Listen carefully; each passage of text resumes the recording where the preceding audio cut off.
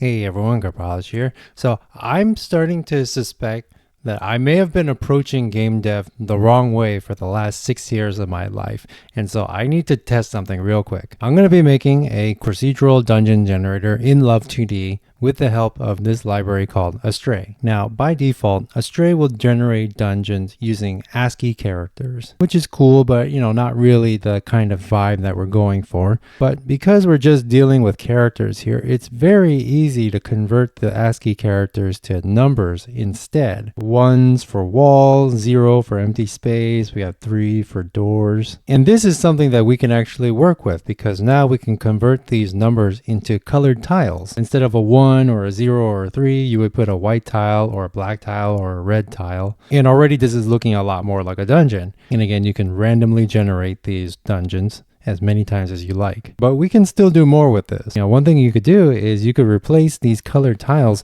with sprites that you've drawn. And so with that, you can go from this to this. And that's looking like a proper dungeon now. With the help of the Astray library, I was able to do all this in about an afternoon. If I had tried to do this all by myself, no joke, it would have taken me about 6 months. Like, it would have taken me so long trying to figure out how to do all this stuff on my own.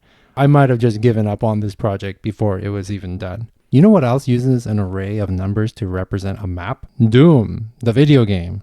And if we just take advantage of another library, this one is Volk 3D, we can take the array of numbers that was generated by the Astray library, hook it into this library here, and create your own Wolfenstein 3D / Doom clone with a completely procedurally generated map. I used to be so arrogant thinking I didn't need to use libraries or rely on tools that other people have built because I'm a super genius and I can figure everything out on my own. Except the truth is that I'm actually kind of garbanzo beans at programming. I kind of suck ass, and everything that I make ends up becoming this buggy, super impossible to maintain mess. And it takes me forever to make these things because I'm having to learn the theory behind all these systems that I'm trying to make and then implement them in my own way and work out all the bugs in that implementation. And I think that might have been what killed my interest in game development